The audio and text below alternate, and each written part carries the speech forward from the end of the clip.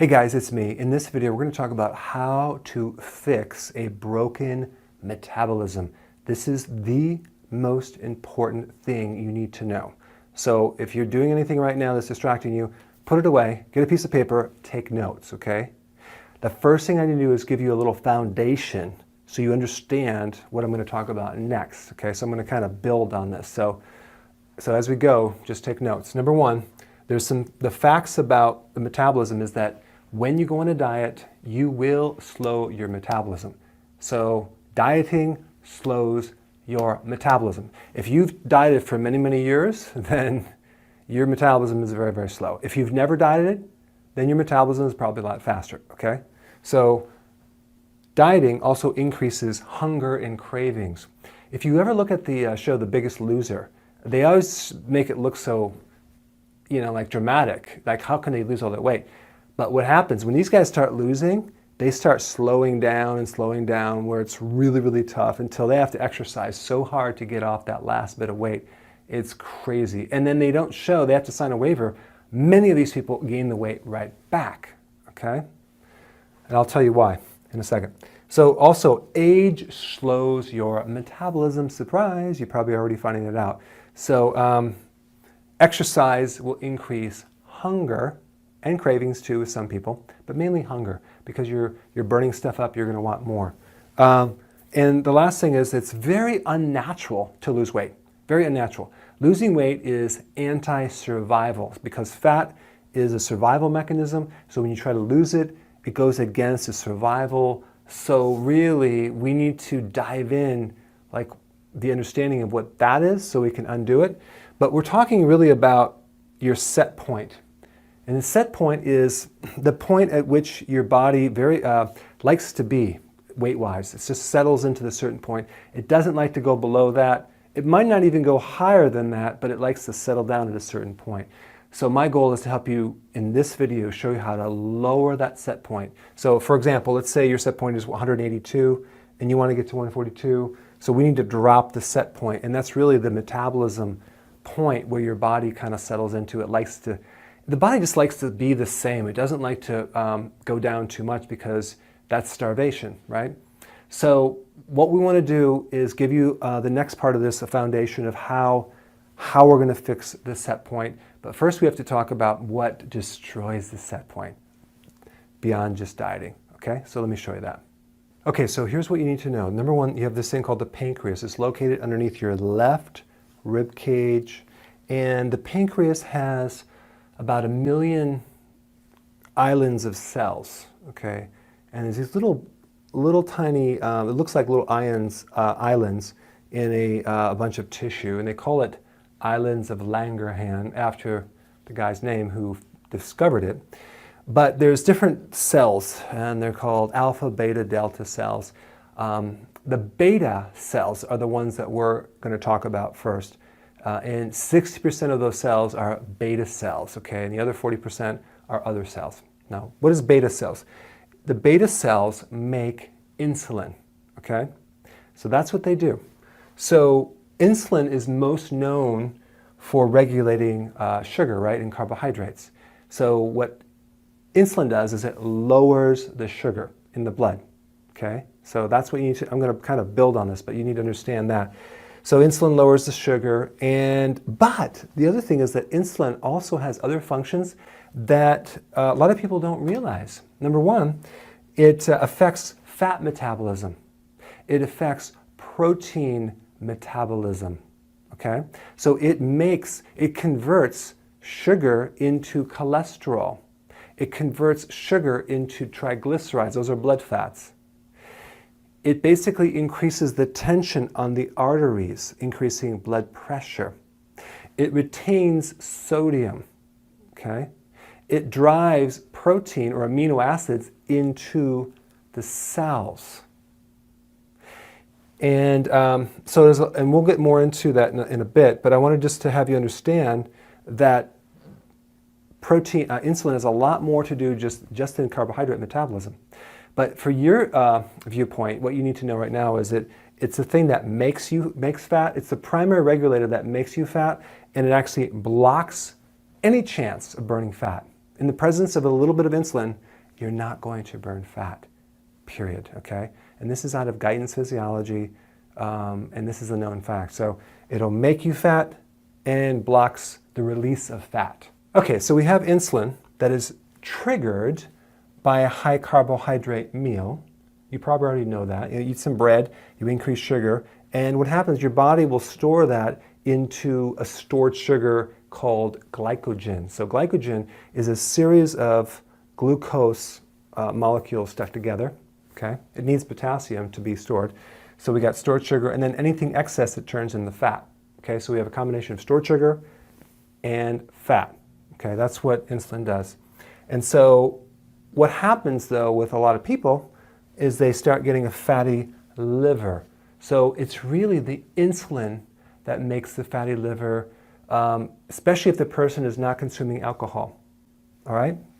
And then insulin, if gone on too far, will destroy proteins. Yeah, muscle wasting, all the, I mean, think about what part of your body is protein. You got intracellular proteins, you have like so many different proteins. Your body is going to waste those, and it's going to convert those into sugar, and it's going to leave carbon skeletons. So it's just basically going to leave the waste, and it's going to convert everything else to sugar.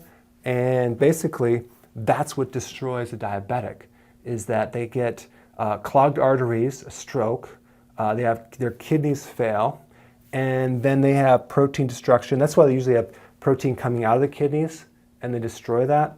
And so you have everything that kind of spills off into the rest of the tissue. So it's a very ugly, destructive disorder. And then what happens normally, that's supposed to happen, is before a meal, you should have a blood sugar between, let's say, 75 and 90.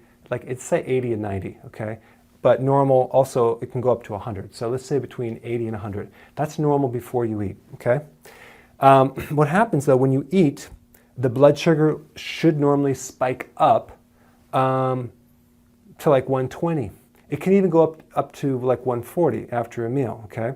But the closer you get to 140, the more you're becoming a problem. So if it's above 140, then you become more diabetic, because of diabetes, you have this spike in sugar because the insulin's not there to keep it in check. So it's out of control. So what happens normally is you eat, it kind of spikes to 120, and then it comes back down to normal after 2 to 3 hours. That's normal because the insulin controls that blood sugar. But in a diabetic situation, it raises too high, out of control, you get tired, brain fog, and then it takes a long time to come back and reset, okay? So now let's go on to the next part. High insulin over time, or plus time, equals insulin resistance. Now, a good analogy would be, let's say you live underneath a train track, and there's a train that goes over your house, and you live like, there's like a metro or something.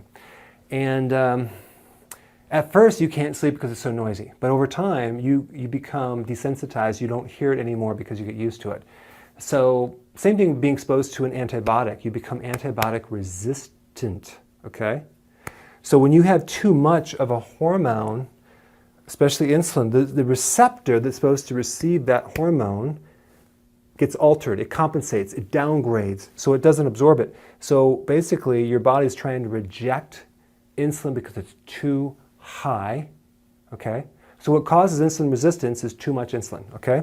So you have a situation where you have too much insulin, but you also have not enough insulin in certain places of your body, like in the cells and in the blood, but we have too much insulin in other places. So you could have symptoms of both hyper and hypoglycemia. Interesting. So let's go through the symptoms. Fatty liver, okay? If you have a fatty liver, you have insulin resistance. If you have insulin resistance, you have a fatty liver, because one thing will also cause another. Because some of the fat in the liver actually releases certain inflammatory responses that make you insulin resistant. So it's really a nasty double-edged sword. Brain fog, okay? High fasting insulin. So even when you're not eating sugar, the insulin is still high in certain places of your body. Remember, insulin blocks fat burning?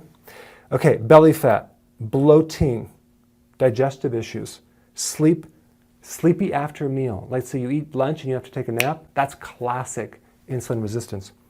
High blood pressure. Why? Because insulin causes tension within the arteries. Cravings and hunger. Well, wait a second. That's a low insulin situation, but it's an insulin resistant symptom, but it's really certain parts of your body have a low insulin because the cell won't let it kind of connect. So you're basically craving and hungry all the time. Dark pigment in your in different folds of your body, like your groin, your armpits, your neck. You have a little darker pigmentation. That can happen in advanced stages. And hunger between meals. So you can't go a long period of time without getting hungry or having a blood sugar issue. That's insulin resistance. So insulin resistance is the single biggest problem that controls your set point. It destroys your set point, okay? Why? Because insulin is the hormone that tells your body whether to burn fat or not, okay? It's gonna become more clear as we go through the next part too. So insulin increases fat, prevents the burning of fat, and controls and destroys your set point. Other than that, it's perfectly fine. Let me show you the next part. Okay, so now the big question is, what causes insulin resistance, okay? High insulin, but what causes insulin to spike, right? You already know it's sugar, but there's some other things that will increase insulin as well. And that would be protein. Some types of protein more than others, okay? And what I'm talking about is see, protein doesn't trigger glucose. So you probably heard of the glycemic index, right? Well, that's the level of the foods that trigger the sugars. But have you ever heard of the insulin index? Completely different. Okay, I'm going to talk about that in the next section. But the point is there are other factors that will increase insulin that don't increase glucose. This explains why you probably are eating healthy, no sugars, and you're still not losing weight. Now, before you freak out and say, hey, I now have to give up protein, hear me out, okay, because there's some other solutions. But the point is that, especially if you're eating a large amount of proteins, but protein does trigger insulin to some degree. If we look at the different types of proteins, well, let me just say that to the next one. But gastrointestinal hormones, what does that mean? It means that there are hormones in your GI tract that also increase insulin. So really, every time you eat, you increase insulin, okay? So there's a couple of foods that don't increase insulin. I'll get into that in the next section, but the point I'm trying to make is that there's other things that are messing you up other than just the sugar. Estrogen increases insulin as well. Yeah, that explains why women, when they get pregnant, they go through the menstrual cycle, they get fatter, okay? Especially if the estrogen is too high. So we're going to talk about the insulin index in the next section. All right, now check this out. This is the insulin index, okay? Very different than the glycemic index for the most part. But look at butter. It's 2%. It's very, very low. It barely triggers insulin at all, just slightly, okay? Olive oil, 3%. Coconut oil, 3%. So really all the fats there's no stimulation. And this is why you can get away with eating the fat more than going low fat. Because watch what happens as we go up the scale. We have low-fat yogurt, 76%. So when you go low-fat cheese, we get rid of the buffer for the insulin, and the protein is higher, and you get more insulin. So all these low-fat things at the store are creating insulin problems because they're not using the fat as a buffer for insulin. And that's why even the ice cream recipe that I have is that the heavy cream, look at heavy cream is 4%, okay? That's low. It doesn't stimulate insulin. So it's not going to destroy the set point. It's not going to create a problem. Now, you can eat too much of it, but the point is that it's not going to be, the importance of getting rid of it is very, very minimal, okay? So it's much more important to avoid the higher insulin things. But check this out. Egg yolk, 15%. That's pretty low. But look at the egg, the egg whites is 55%. How many people do you know that just do egg whites thinking they're doing themselves some good and they're not doing the egg yolk. The egg yolk is much better for weight loss. If we combine the egg yolk with the egg whites, we get the whole egg. It brings it down to 21%. So by adding fat with a meal, you're actually helping the situation. Now, it is true when you go through ketosis, you could be burning your own your dietary fat and not your own fat, but don't be afraid to consume whole things. Don't go lean at all, okay? Don't be afraid to use some butter. Don't be afraid to use some of these products. So look at this. We got pecans, very, very low. Bacon, 9%. See, in your mind, you're probably like, well, I need some lean bacon. No, you don't. You want the fattier bacon because the leaner the protein, the more it spikes insulin. Peanut butter, 11%. Cheese, 15%. Turkey, 23%. Berries, 47%. Look at beef, 51%. So these people that do the Atkins diet, let's say they do it the first time, it works. The second time, it doesn't really work as well. The third time, it doesn't work at all. Why? Because dieting slows the metabolism, it destroys the set point, and they're actually increasing their insulin. Not as bad as a sugar person, but that's really what happens. Look at apple, 75%, low-fat yogurt, 76%, banana, 84%, whole wheat bread, 96%, baked beans, 100%, potatoes, 121%. I'm going to give you a download. You can download this page in the download section, so you have a whole list of this, and I will also share in the extra section some food plans to show you what food you should be eating, just to take it one step further, okay? Now, so I'm just bringing your awareness up that there are foods that are messing you up that are not necessarily sugars, okay? And I want to show you next this one little point here, which is very, very, very important. And I know I kind of spent a lot of time getting to this point, but this is the most important point of this whole presentation. Okay, so if high levels of insulin over a period of time cause insulin resistance, then what happens is we have breakfast, lunch, and dinner, right? So here's the problem. When we eat, even the hormones in our digestive tract spike insulin. Boom, okay, so we know we're gonna get rid of the sugar and all that, and that's great. But if you snack in between the meals, if you're snacking, even with healthy things, okay, you're spiking the insulin. So we never have a chance to correct insulin resistance. So you must shoot for 3 meals a day or 2. Not to lower calories, because we're going to increase some fat,